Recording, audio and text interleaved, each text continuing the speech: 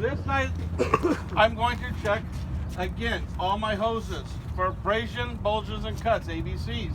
Make sure there are no leaks and they're all properly coupled. Looks to be in good condition. I'm going to start with my 2-gear driven things. My 2-gear driven things is my air compressor. My air compressor right over here, it is properly mounted and secure. It's no audible leaks in it because it's air. You can't see air. Make sure it is not missing any hardware, not cracked or damaged, and gear driven. Right next to it is my power steering pump that is gear driven. Properly mounted and secure, not cracked, damaged, or broken, not missing any hardware, and I don't see no leaks in that. I'm going to check the hoses that come from it to my reservoir and to my steering box. Make sure there's no abrasion, bulge, or cuts. They're not leaking, and they're proper coupled. I'm going to check my oil. I pull my dipstick out here. I'm going to pull it out and look for any type of contaminations. Looking for any type of water or metal shavings or anything like that. I'm going to clean it, put it back in, and I'm going to check it for level to make sure it's filled to the proper level. Make sure my cap is secured on top. This is where I fill my oil at. My power steering reservoir is properly mounted and secured, not missing any hardware. It's not leaking in any way, and the hoses have no abrasion, bulges, or cuts. I'm going to come on down to my suspension. I'm going to check my hanger, my front and rear hanger. Make sure it's properly mounted and secure. It's not missing any hardware. It's not cracked or damaged in any way. Don't care about the bushings. Because it's properly mounted and secure, everything looks good. My leaf spring. I have dual leaf springs, so I'm going to check my leaf spring. I'm going to make sure it's not cracked, damaged, or broken. It is connected at both ends, and there's no scissoring. That's where it starts to separate or it starts to slide either way. I'm going to make sure that my U-bolts there's 2 of them. I'm going to make sure there's no shininess. Shininess would tell me that I have a loose U-bolt. All 4 bolts are present, and it's not cracked or damaged in any way.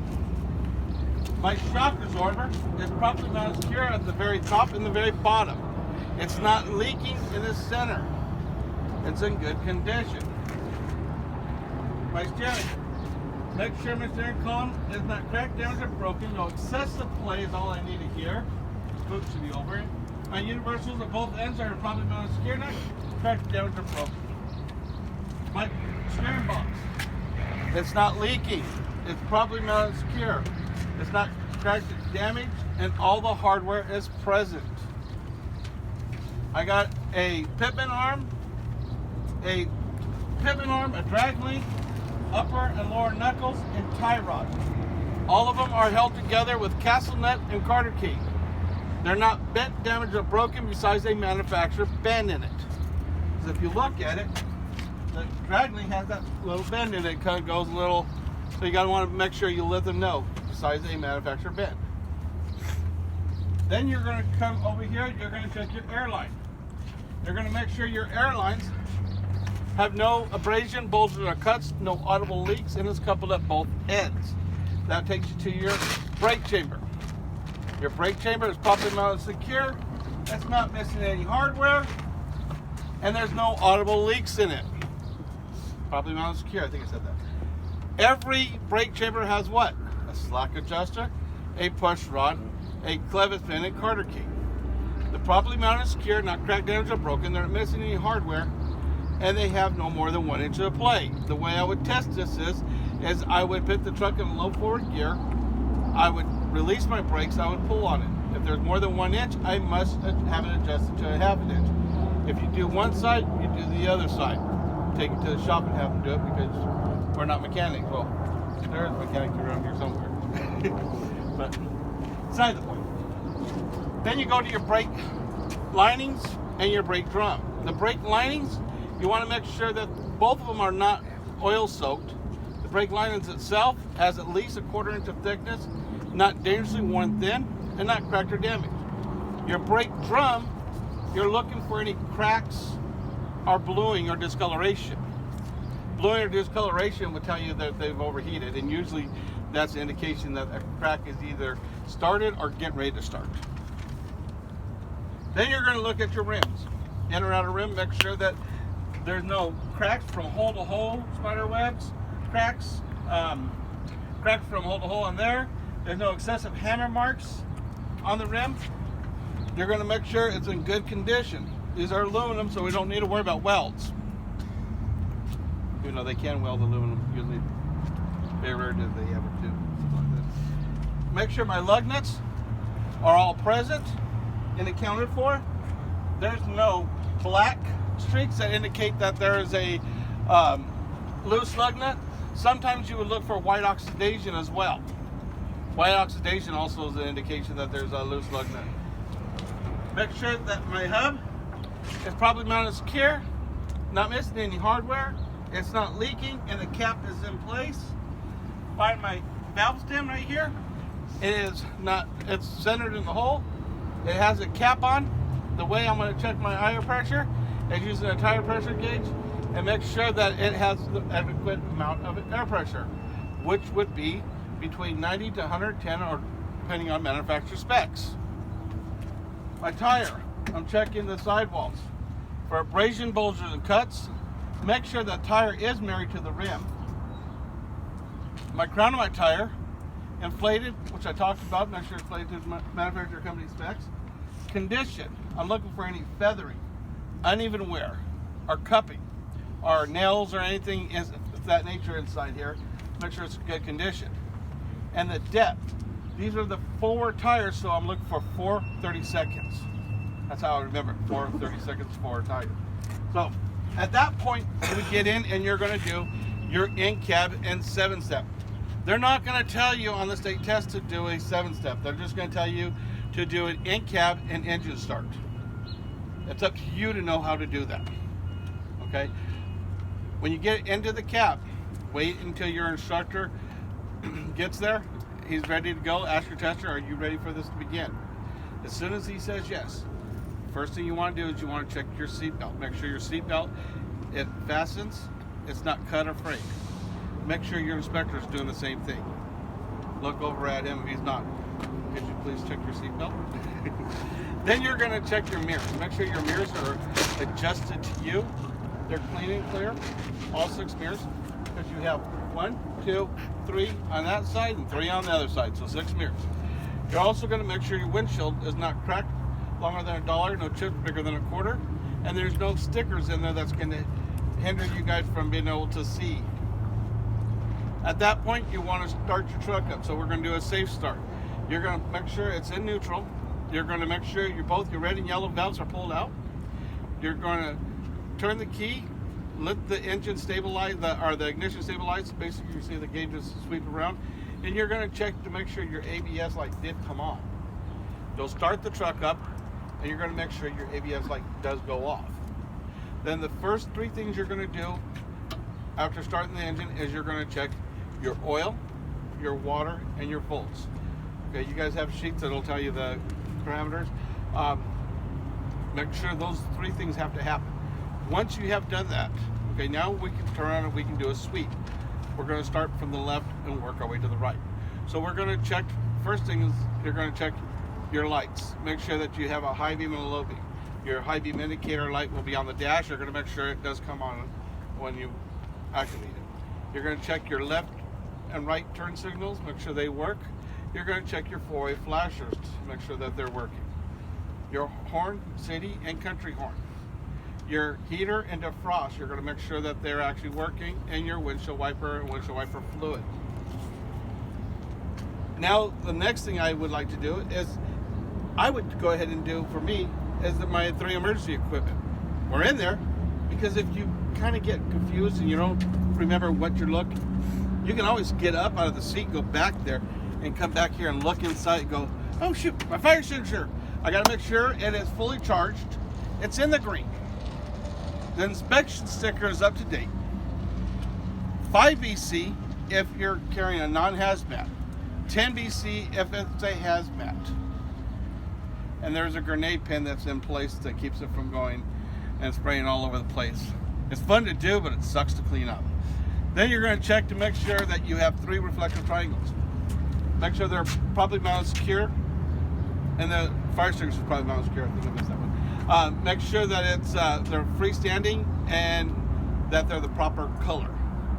Then you're going to look for 3 fuses and 3 circuit breakers. And tell them that you would check to make sure that you have it in there. Yes, sir. That's in the side compartment, right? That's right back here, yeah. Yeah, on a couple of these trucks, you can't open that. That's why you're saying doing it inside. Doing it inside works really good. I haven't seen them inside, so. They're back there. There's a little pin right here. I know, a couple of them you can't open this, so from inside you can see them. Right there, and then the fuses are in the little box. You'll have to have your instructor show you that little box where they're at. So, after you have completed that portion of it, now you're going to do your 7-step. Your 7-step is going to go from this. You're going to go ahead and make sure your air pressure has built up between above 125.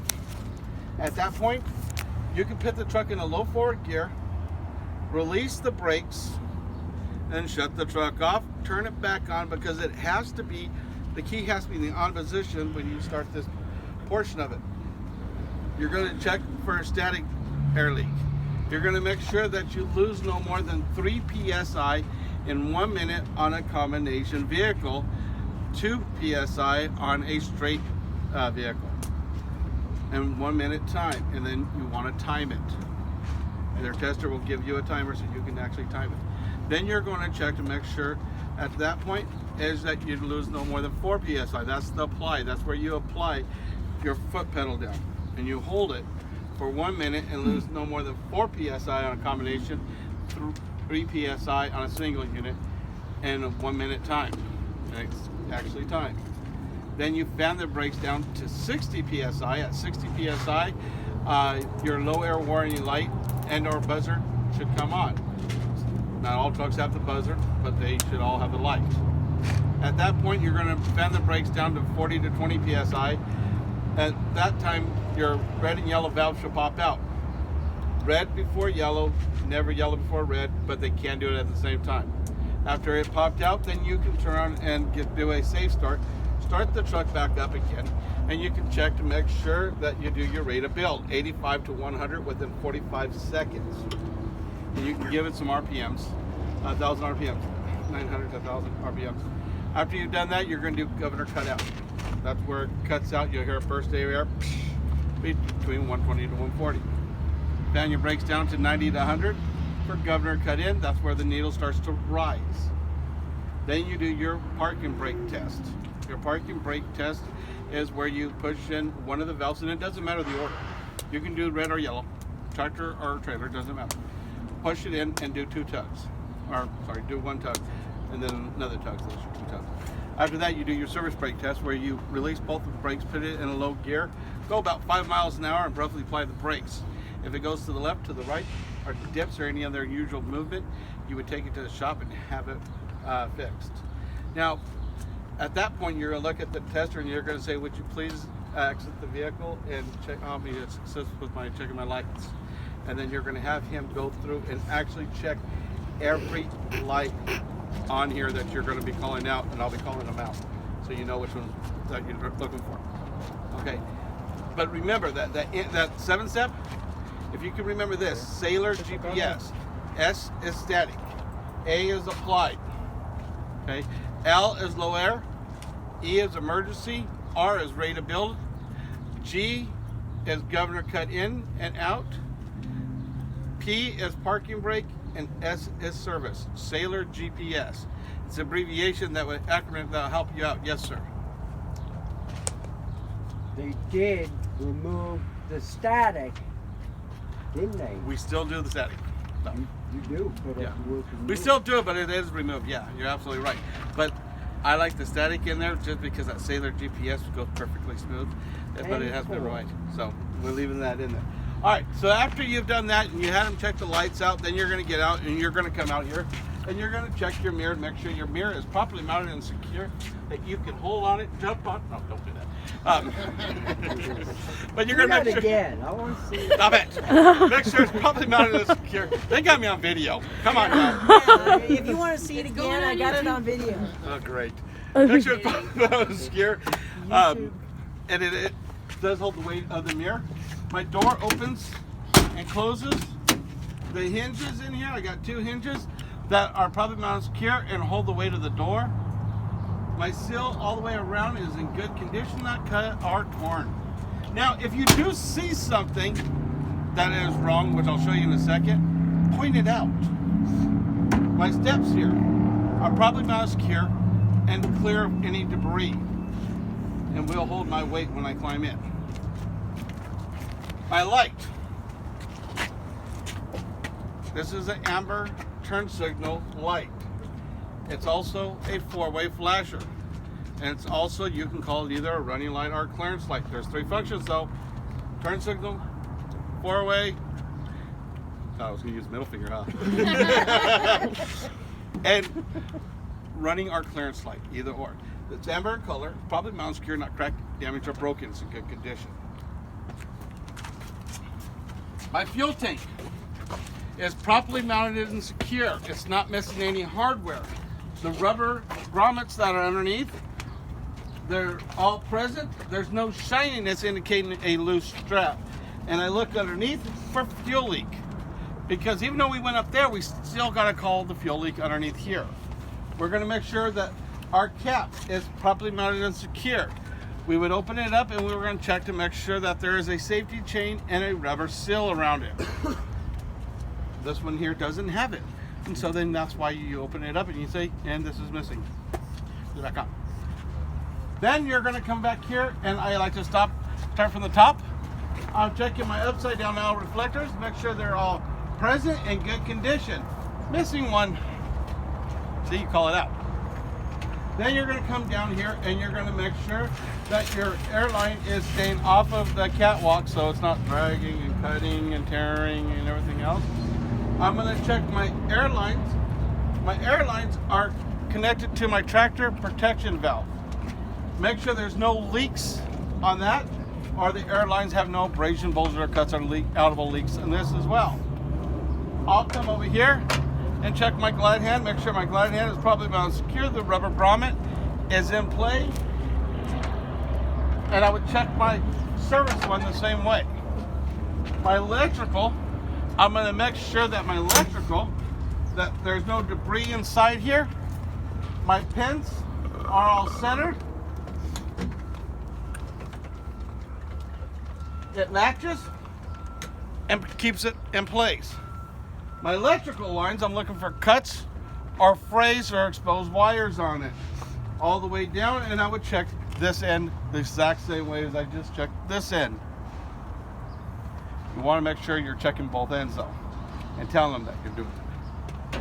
My catwalk and my steps are properly mounted and secure. There's no debris, it's not missing any hardware. I won't slip or fall, and it will hold my weight. That needs a lot of strength. Just saying. Checking in here at my drive shaft to make sure it's properly mounted and secure with universals at both ends. I'm checking to make sure it's not bent, damaged, or broken in any way. My frame and crossbars are properly mounted and secure. It's not cracked, damaged, or broken. There's no illegal welds on it or drill holes in it.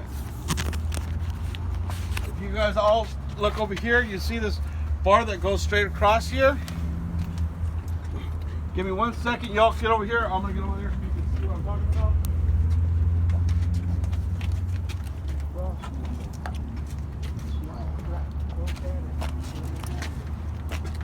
This bar right here. Everyone see this bar right there? Oops, sorry. So sorry. Everybody get a chance to see it?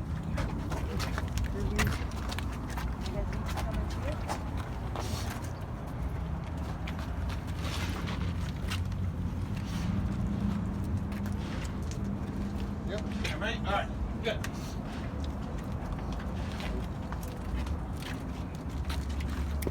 All right. I'm checking that torque bar to make sure that it. And you call it bar, you can call it arm, torsion, torque. I don't give a damn. Make sure you point to it so we know what you're talking about.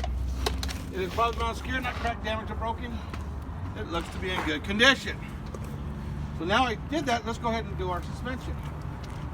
Checking my hanger here, make sure it's properly mounted and secure. It's not cracked, damaged, or broken. Now, this is a control arm, this is a leaf spring. There's a difference between them. So, control arm and leaf springs on the bottom portion of it.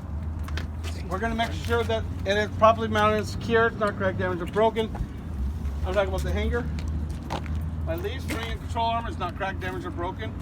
And they're held together by U-bolts. Make sure there's no shininess indicating a loose U-bolt. Make sure that all 4 nuts are there and they're secure and fastened. Right back there is the shock absorber. Make sure that the upper and lower mounts are properly mounted and secure and there's no leaks in it. Coming back here to my airbag, I will check my airbag. The mounts, top and bottom, are properly mounted secure. Not cracked, damaged, or broken. My airbags itself have no abrasion, bulges, or cuts, or audible leaks in it because it's air. That covers my suspension. Then I'm going to go ahead and I'm going to get in here and check my brake system. I have dual brakes, so I'm going to check both airlines, make sure there's no abrasion, bulges, or cuts. They're both coupled at both ends, and there's no audible leaks. My brake chamber, make sure it's properly mounted and secure. It's not missing any hardware, and there's no audible leaks. And every brake chamber has a slack adjuster, a push rod, a clevis pin, and Carter key. I would make sure that they're all properly mounted and secure, not cracked, damaged, or broken. I would make sure that I tested them by putting my truck in low forward gear, releasing my brake, and yanking on them. They should have no more than 1 inch of play. If they do have more than 1 inch of play, I need to take it to the shop and have it adjusted down to a 1/2 inch. Move it into my brake pads and drums. Make sure they're not oil soaked. Make sure that there's no cracks or damage. It's not on my brake lining. It's not dangerously worn thin and at least 1/4 inch of thickness. My brake drum, I'm looking for any cracks, discoloration, or bluing.